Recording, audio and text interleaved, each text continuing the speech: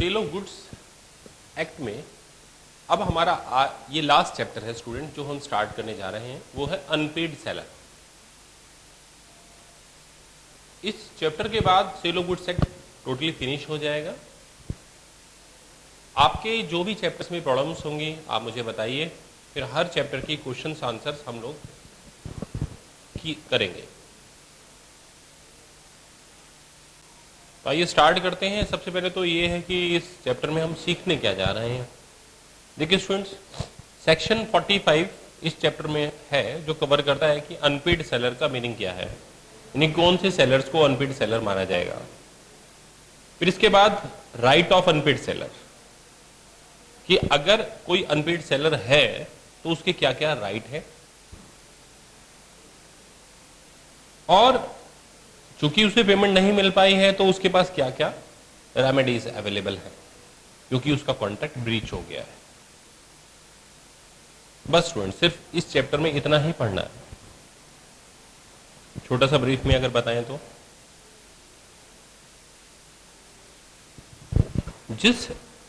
जो सेलर है अगर उसने कोई गुड्स बेच दिया है और उसे उसकी पेमेंट नहीं मिली है तो क्या आप उसे अनपेड सेलर कहेंगे। एक सेलर ने अपने बायर को 2 महीने का क्रेडिट अलाउ करा है, तो क्या इस सेलर को आप अनपेड सेलर कहेंगे।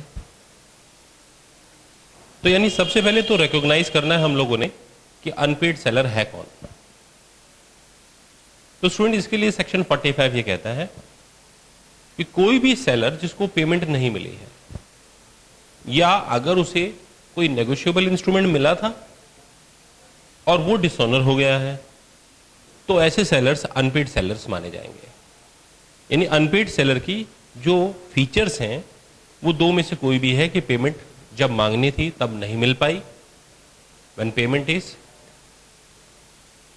Tendered by the seller and it is not paid by the buyer, और when maturity of negotiable instruments comes then it becomes dishonor। ठीक है, तो यानी सबसे पहले आता है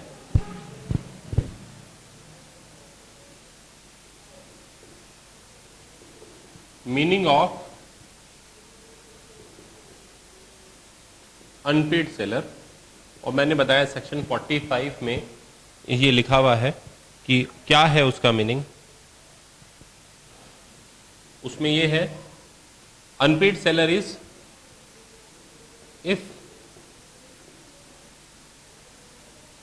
the seller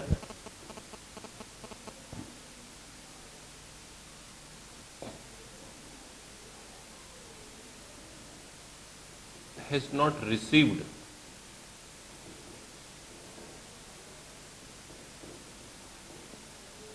the full payment or default has been made by the buyer when payment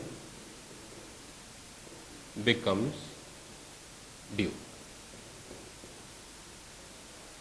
दूसरा है कि नेगोशिएबल इंस्ट्रूमेंट जो पेमेंट के लिए मिला था और वो डिसऑनर हो जाए, when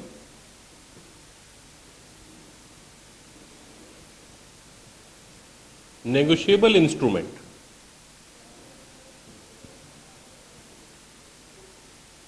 become dishonored when it becomes due। तो स्टूडेंट्स अगर इन दोनों फीचर्स में से कोई भी एक फीचर मिल जाता है then the seller is called unpaid seller. यानी अगर एक मान लीजिए ये डेट ऑफ सेल है, डेट ऑफ सेल है मान लीजिए 1 अप्रैल, और 2 महीने का क्रेडिट दिया गया है, यानी मान लीजिए 30 मई को पेमेंट आनी थी, तो यहां से यहां तक का जो 2 महीने का है, ये जो 2 महीने हैं, पहला फर्स्ट मंथ और सेकंड मंथ, यहां तक सेलर अनपेड सेलर नहीं माना जाएगा। अनपेड सेलर अगर पेमेंट नहीं आती तो यहां माना जाएगा। यहां पर अनपेड सेलर इसलिए नहीं है क्योंकि क्रेडिट अलाउ किया गया था। तो अनपेड सेलर को जो राइट अवेलेबल होते हैं, जो मैं अभी आपको बताऊंगा, वो सारे राइट अनपेड सेलर पेमेंट्स ना मिलने पर यूज कर सकता है। ठीक है स्टूडेंट्स, तो अब पहले मैं आपको पूरे चैप्टर का ग्राफ बनाऊंगा और ग्राफ बनाकर फिर आपको ये बात बताऊंगा कि किस तरीके से राइट ऑफ अनपेड सेलर काम करेगा। अनपेड सेलर के राइट्स दो होते हैं स्टूडेंट्स, एक गुड्स के अगेंस्ट होता है और एक बायर के अगेंस्ट होता है। तो गुड्स के अगेंस्ट कौन कौन से राइट्स अवेलेबल होते हैं और बायर के अगेंस्ट कौन कौन से होते हैं, अब हमने ये डिस्कस करना है। तो अभी तक आपने सीखा अनपेड सेलर का मीनिंग, ठीक है, और अब हम क्या सीखने जा रहे हैं? अब हम सीखने जा रहे हैं right of unpaid seller. Right of unpaid seller कौन कौन से होते हैं? एक तो होता है जी अगेंस्ट गुड्स, यानी गुड्स के प्रति अधिकार, और दूसरा अगेंस्ट बायर, यानी बायर के प्रति कौन कौन से अधिकार है। ये कॉपी कर लीजिए और उसके बाद फिर मैं आता हूं आपके पास। चाहे तो उसे एक्सेप्ट कर ले, चाहे तो रिजेक्ट। तो स्टूडेंट्स, अब हम आ गए हैं राइट ऑफ अनपेड सेलर पर। तो थ्योरी में जाने से पहले एक टोटल पूरी चैप्टर का ग्राफ बनाकर दिखाता हूं मैं आप लोगों को, फिर उसके बाद फिर हम थ्योरी में और एंटर करेंगे। तो students, right of an unpaid seller में मैंने आपको बताया था कि जो राइट्स होते हैं वो दो होते हैं मोटे मोटे तौर पर, कि गुड्स के अगेंस्ट क्या उसके राइट्स हैं और बायर के अगेंस्ट क्या है। तो इसका मतलब हमारा ग्राफ ऐसे चलना चाहिए, हमारी पिक्चर ऐसे चलनी चाहिए। राइट अगेंस्ट द गुड्स और राइट अगेंस्ट द बायर। ठीक है स्टूडेंट्स, अब बारी बारी से हम पढ़ेंगे कि गुड्स के लिए उसके पास क्या क्या राइट है। ये कौन सा गुड्स है? जो वो बेच रहा है, जो उसने बेच दिया है। ठीक है, तो जो गुड्स उसने बेच दिया है और जिस पर उसे पेमेंट नहीं आई है, उस गुड्स पर क्या उसका कोई राइट है? तो स्टूडेंट, ये इस बात पर डिपेंड करता है कि क्या वो गुड्स उसके पास है। अब मान लीजिए कि मैंने कोई गुड्स बेचा है और वो गुड्स आपके पास पहुंच चुका है और आपके घर पर रखा हुआ है, तो अब क्या मेरे पास उस गुड्स के प्रति कोई राइट है? तो इसका जवाब मिलता है स्टूडेंट ट्रांसफर ऑफ प्रॉपर्टी में। आपको जब ट्रांसफर प्रॉपर्टी चैप्टर पढ़ाया था तब मैंने आपको बताया था कि अगर प्रॉपर्टी ट्रांसफर हो चुकी है, प्रॉपर्टी का मतलब यहां पर इस चैप्टर में ऑनरशिप से, कि अगर ऑनरशिप ट्रांसफर हो चुकी है तो फिर अब हम क्या कर सकते हैं? गुड्स का मालिक कौन हो गया? गुड्स का मालिक को तो आपने खुद ही बायर को बना दिया। गुड्स का मालिक कौन है? बायर। और गुड्स कहां रखा है? बायर के घर में। तो अब आप गुड्स पर अपना कोई राइट क्लेम ही नहीं कर सकते। आप अपना राइट सिर्फ उसी पर क्लेम कर सकते हैं जिसके आप ऑनर हैं। अगर आप किसी चीज के ऑनर नहीं है तो आप कैसे उस पर अपना राइट बना सकते हैं? भले ही आपको पेमेंट आई है या नहीं आई है, आप तो पेमेंट मांगेंगे कि भाई मुझे मेरी पेमेंट दीजिए। लेकिन अगर गुड्स आपके पास है तो आप अपनी सेफ्टी के लिए, अपने आप को प्रोटेक्ट करने के लिए गुड्स को रोक सकते हैं। समझ में आ रहा है ना आपको? तो वही सब कुछ सामने अभी आने वाला है। तो यहां पर इंपॉर्टेंट है कि अगर राइट अगेंस्ट द गुड्स है तो प्रॉपर्टी जो है गुड्स की वो पास हो चुकी है नहीं है। तो यहां पर यानी दो चीजें होंगी केसेस, ये देखना है कि मालिक कौन है। मालिक कौन है? Sorry, where the property in goods has been passed, यानी जो गुड्स में जो मालिकाना हक है वो ट्रांसफर हो चुका है। और वेयर चलिए ऐसे लिख देते हैं, property in goods has not been passed. यानी इसका मतलब ये है कि अब आपको सीखना पड़ेगा कि जो प्रॉपर्टी है वो गुड्स में ट्रांसफर हुई है या नहीं हुई है। ठीक है, केस है मेरे पास। केस में मैंने देखा कि गुड्स का मालिक कौन है, गुड्स का मालिक कौन है। तो अगर गुड्स का मालिक बायर बन चुका है तो इधर आएंगे, और गुड्स का मालिक अभी नहीं बना है बायर, प्रॉपर्टी गुड्स में भी ट्रांसफर नहीं हुई है, तो हम इधर आएंगे। ये बात क्लियर हो गई। तो अगर गुड्स का प्रॉपर्टी ट्रांसफर हो चुकी है तो आपके पास 3 राइट बनते हैं स्टूडेंट्स। पहला है right of lien. Right of lien, right of lien का मतलब हिंदी में बोलते हैं पूर्वाधिकार। यानी कि आपके पास कोई सामान है तो आप उसे पकड़ सकते हो, उसे रोक सकते हो जब तक कि आपकी पेमेंट ना मिल जाए। आप इसे ऐसे समझिए कि आप किसी दर्जी के यहां जाते हैं और किसी टेलर के यहां पर जाकर आपने कोई सूट सिलवाया। अब ऐसी हालत में अब आप उससे सूट मांग रहे हैं लेकिन पेमेंट नहीं करना चाह रहे हैं, तो टेलर क्या कहता है? टेलर कहता है कि पहले मुझे पेमेंट दो, तभी मैं आपका सूट आपको वापस करूंगा, नहीं तो नहीं करूंगा। तो यानी टेलर जो राइट यूज कर रहा है वो राइट ऑफ लेन यूज कर रहा है। तो यानी इसका यह मतलब हुआ कि प्रॉपर्टी अगर ट्रांसफर हो चुकी है पर पेमेंट नहीं आई है तो वो गुड्स को रोक सकता है। ये बिल्कुल वैसे ही है कि कार जो है बेची जा चुकी है, लेकिन कार बेचने के बाद बायर ने कहा कि ठीक है, जिस दिन हमारे घर में शादी होगी मैं उस दिन आकर आपसे कार ले जाऊंगा।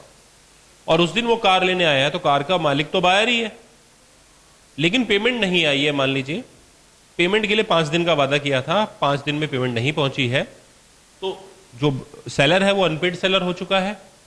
और अनपेड सेलर 5 दिन के इंतजार करने के बाद अनपेड सेलर के सारे फीचर्स पा चुका है और अब वो कार को रोक रहा है। वो कौन से राइट को यूज कर रहा है? राइट ऑफ लेन को, पूर्वाधिकार को यूज कर रहा है। ठीक है, इसके अलावा right of stoppage in transit.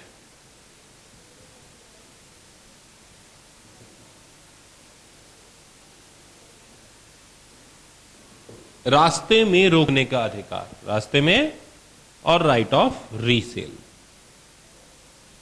ये 3 उसके पास राइट अवेलेबल होंगे। ठीक है, ये सेक्शन 47 से 49 तक आता है, ये सेक्शन 50 से 52 तक आता है, और ये सेक्शन 54 में आता है। सीबीटी पॉइंट ऑफ व्यू से आपको सेक्शंस याद करने की जरूरत नहीं है। सीबीटी के किसी भी एग्जाम में आपसे सेक्शंस नहीं पूछे जाएंगे। ठीक है, 47, 48, 49, 50, 54, 50, 51, 52 और 54। ठीक है, अब मैं वापस आता हूं, इनको आपको समझाता हूं। राइट ऑफ लेन का मतलब सामान को रोक लेना। अपने पास मेरी दुकान पर सामान है, मैंने रोक लिया, मैंने कहा भाई पेमेंट कर जाइए और सामान ले जाइए। स्टॉपेज इन ट्रांजिट का मतलब है गुड्स चल चुका है और रास्ते में है। मैंने उन्हें कहा था, मैं सेलर हूं, मैंने बायर को कहा कि ठीक है 2 घंटे में मेरे पास आप पेमेंट पहुंचा दीजिएगा, और मैंने सामान को डिलीवरी के लिए भेज दिया है। अब सामान क्या है, अभी बायर तक पहुंचा नहीं है और रास्ते में है, और इधर 2 घंटे पास हो गए, मेरे पास अभी तक पेमेंट नहीं आई है। या आप ऐसा मान लीजिए कि बायर ने जो मुझे चेक दिया था, मेरा सेल्समैन जब बैंक में जाकर उस चेक को कैश करवा रहा है तो वो वहां चेक डिसऑनर हो गया। तो जब वो चेक डिसऑनर हो गया, उसने तुरंत मुझे मोबाइल किया, फोन किया कि सर वो चेक डिसऑनर हो गया है। तो मैंने अब अनपेड सेलर की कैटेगरी में आ गया हूं, क्योंकि पेमेंट नहीं मिली है, नेगोशिएबल इंस्ट्रूमेंट डिसऑनर हो गया है। तो अब ऐसी हालत में मैं ये देखूंगा कि सामान कहां है, क्योंकि गुड्स तो मैं बेच चुका था, तो मैं बायर को मालिक बना चुका था। तो अब गुड्स कहां है? रास्ते में है। तो मैं रास्ते में उस गुड्स को रुकवा सकता हूं, और रुकवाने के बाद उस पर वो कब्जा पाने के बाद मैं उसे वापस अपनी दुकान पर बुला सकता हूं। या मैं बायर से कह सकता हूं कि आप मुझे पेमेंट दीजिए तभी ये आएगा, नहीं तो ये मैंने रोक लिया। राइट ऑफ रीसेल का मतलब है कि वो गुड्स मेरे पास ही है, आपने मुझे चेक दिया, वो चेक डिसऑनर हो गया। चेक डिसऑनर होने पर अब मैं अनपेड सेलर की कैटेगरी में आ चुका हूं। जो गुड्स मेरे पास मेरी दुकान में है मैंने उसे फिर से बेच दिया। मैंने उसे फिर से बेच दिया। क्यों बेच दिया? क्योंकि मैं अनपेड सेलर था, मेरे को पेमेंट नहीं मिली है, तो मैं उसे रीसेल कर सकता हूं, सेक्शन 54।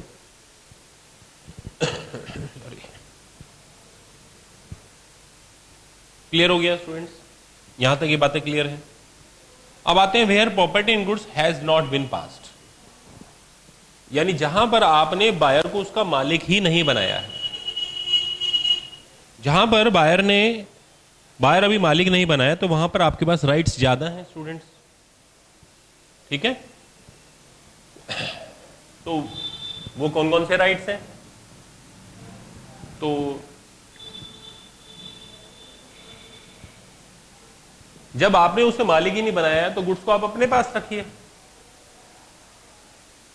जब आपको पेमेंट नहीं मिली है, आपको कार की पेमेंट नहीं मिली है और अभी अपने कार के जो डॉक्यूमेंट्स हैं वो अभी बायर के ट्रांसफर भी नहीं करें, तो फिर ऐसी हालत में कोई भी जो सेलर होगा, आम है, कोई लॉ नहीं है, एक जनरल सेंस में सोचो, आप एक शॉपकीपर हो और आपने अभी गुड्स को बायर को अभी ट्रांसफर नहीं करा है, उसकी प्रॉपर्टी ट्रांसफर नहीं करी है, उसको मालिक नहीं बनाया है, और इधर उसकी पेमेंट जो आनी थी वो भी नहीं आई है, उसका पेमेंट का जो वादा था, प्रॉमिस था, वो क्या हो गया है? फेल हो गया है। तो अब आप क्या करेंगे? डेफिनेटली आप सामान तो उसको लौटा कर नहीं आएंगे। अब आप क्या करेंगे? सामान तो वापस नहीं लौटाएंगे, फिर क्या करेंगे? फिर आप अपने उस सामान को अपने पास ही रखेंगे, यानी राइट ऑफ विद होल्डिंग।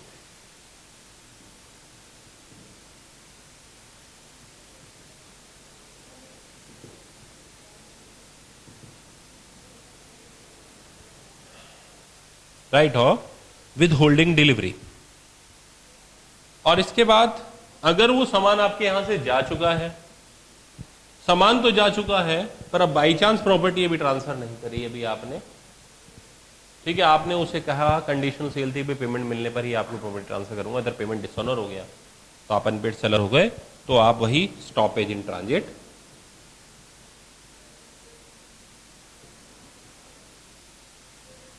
रास्ते में रोक सकते हैं। Section 45 unpaid seller, section 46 right of unpaid seller, 46 clause 1, 46 clause 2।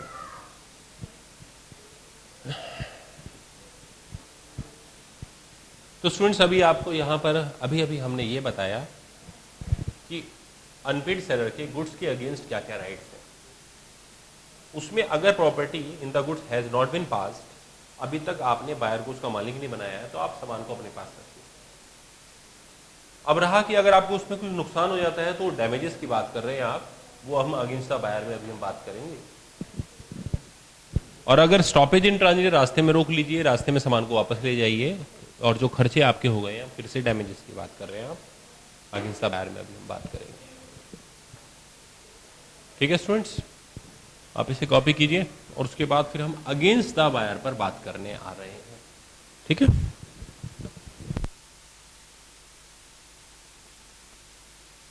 Against the buyer पर आते हैं कि बायर पर आप क्या क्या आपके राइट्स हैं। आप बायर पर मुकदमा कर सकते हैं, you can suit for price, आप बायर से उसकी कीमत मांग सकते हैं। अगर आपका कोई खर्चा हो गया है तो आप उस पर मुकदमा कर सकते हैं, सूट फॉर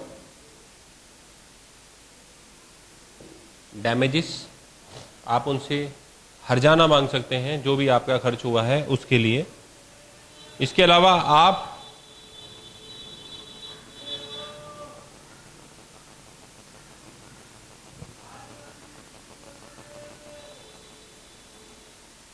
अगर आपने प्रॉपर्टी ट्रांसफर नहीं करी है तो आप कॉन्ट्रैक्ट को कैंसिल कर सकते हैं, रिपुडिएशन ऑफ कॉन्ट्रैक्ट, रिपुडिएशन का मतलब cancellation of contract.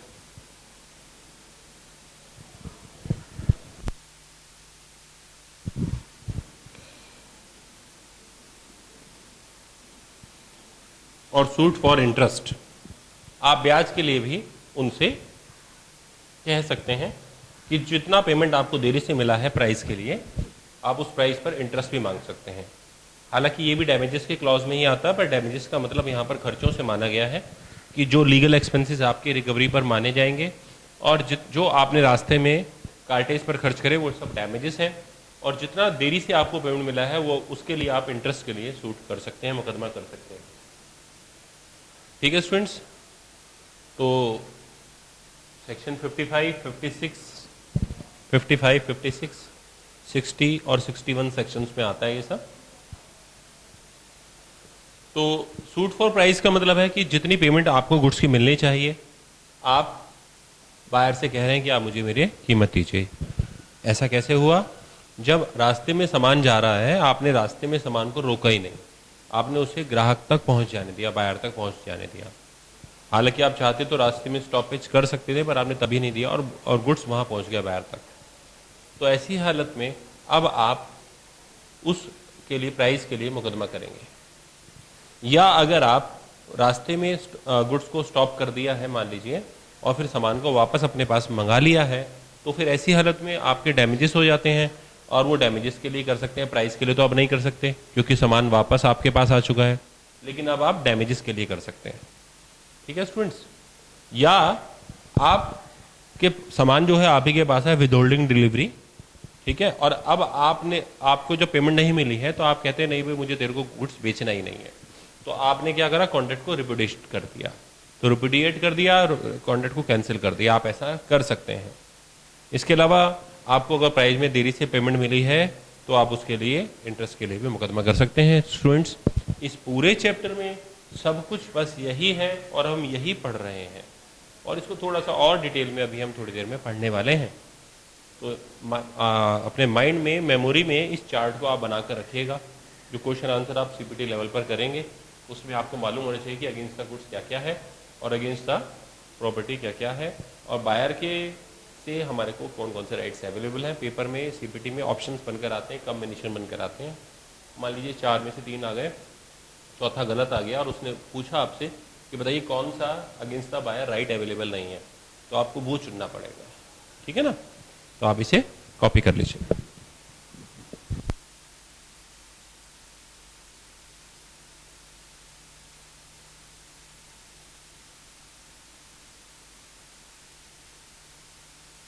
Right of लेन यानी पूर्वाधिकार का जो अधिकार है, जो उसका राइट है, वो कब कब होता है, उसमें क्या क्या केसेस हैं और उसमें क्या क्या रूल्स हैं, इस पर डिस्कस करने वाले हैं हम लोग।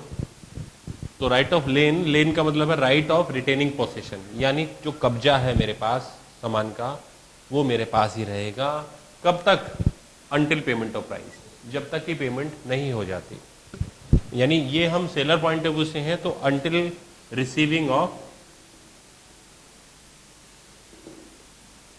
पेमेंट ऑफ प्राइस, जब तक मुझे मेरे प्राइस की पेमेंट नहीं मिल जाएगी तब तक ये राइट ऑफ रिटेन पोसेशन मेरे पास रहेगा, मैं उस सामान को अपने कब्जे में रख सकता हूं।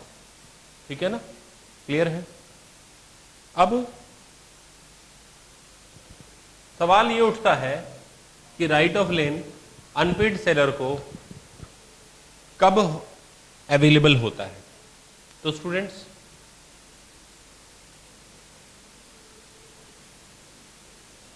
मैंने गुड्स बेच दिया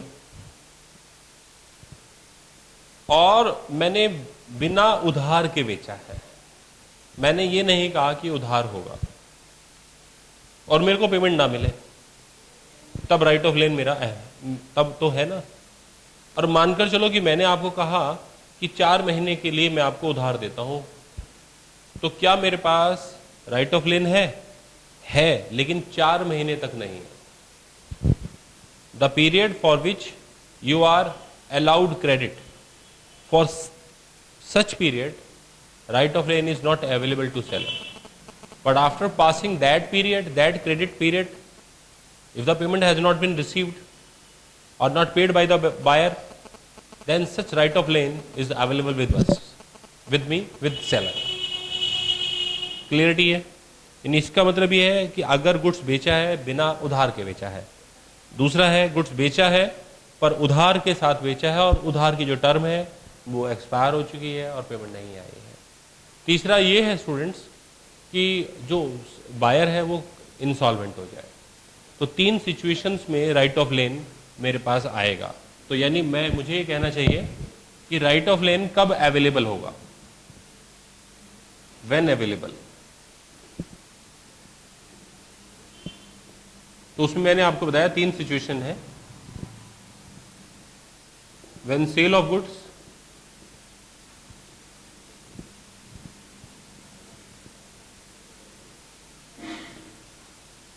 has been sold without credit, बिना किसी उधार के बेचा गया हो, या if sold on credit, अगर उधार पर बेचा गया है, then credit period has been passed, ठीक है, and payment has not been received. और if buyer become insolvent and the payment has not been received, तीनों केस में payment has not been received है तभी अनपेड सेलर बनता है। Unpaid seller बनेगा तभी राइट ऑफ लेन अवेलेबल हो पाएगा। तो इन 3 सिचुएशन में आपके पास राइट ऑफ लेन है, ये बात याद रखिएगा। यानी अगर मैं इसे उल्टा करता हूं कि हमने क्रेडिट पर सामान बेचा है तो राइट ऑफ लेन तब तक अवेलेबल नहीं है जब तक क्रेडिट पीरियड चल रहा है। ये बात क्लियर है। कई बार स्टूडेंट ऐसा भी होता है कि हम गुड्स बेचते हैं और बायर को हम बोल देते हैं कि ठीक है हम तेरा सामान रोकेंगे नहीं। इट मीन्स जहां पर राइट ऑफ लेन वेव कर दिया गया है। अगर राइट ऑफ लेन वेव कर दिया गया है तो ऐसी हालत में फिर राइट ऑफ लेन अवेलेबल ही नहीं होगा। ये बात याद रखिएगा। तो राइट ऑफ लेन वेव कब कर दिया जाता है? तो देखिए स्टूडेंट्स,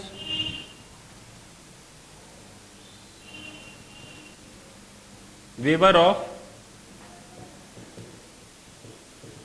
राइट ऑफ लेन 2 होते हैं स्टूडेंट्स। एक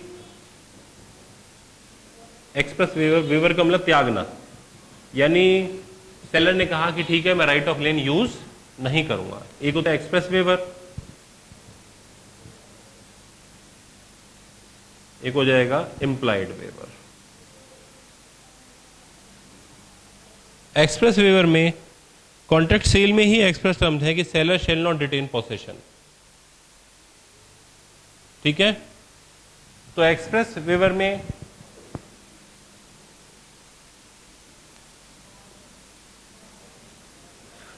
contract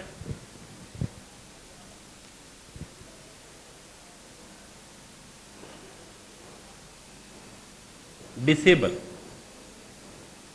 the seller for such right. इस अधिकार से वंचित कर रही है सेलर को। कॉन्ट्रैक्ट में पहले से लिखवा दिया सेलर से कि आप राइट ऑफ लेन यूज नहीं करोगे भले ही आपको पेमेंट ना आए। तो ये क्या कौन सा हो गया? एक्सप्रेस वेवर हो गया। इंप्लाइड वेवर कहां होता है कि जहां पर कॉन्ट्रैक्ट में एक क्रेडिट पीरियड अलाउ कर दिया गया, वेयर सेलर हिमसेल्फ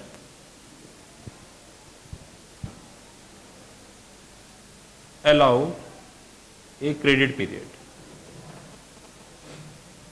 तो जो वो क्रेडिट पीरियड है स्टूडेंट्स, वो अपने आप में एक इंप्लाइड वेवर है। हाँ, क्रेडिट पीरियड बीत जाने के बाद राइट ऑफ लेन स्टार्ट हो जाएगा। ठीक है ना? तो अभी क्या पढ़ा कि राइट ऑफ लेन कब अवेलेबल होगा? राइट ऑफ लेन अवेलेबल होगा जब गुड्स हमने बेच दिया है और बिना उधार के बेचा है, तो हम राइट ऑफ लेन यूज कर सकते हैं। या हमने क्रेडिट पर बेचा है और क्रेडिट पीरियड खत्म हो गया है और पेमेंट नहीं आई है, तब हम राइट ऑफ लेन यूज कर सकते हैं।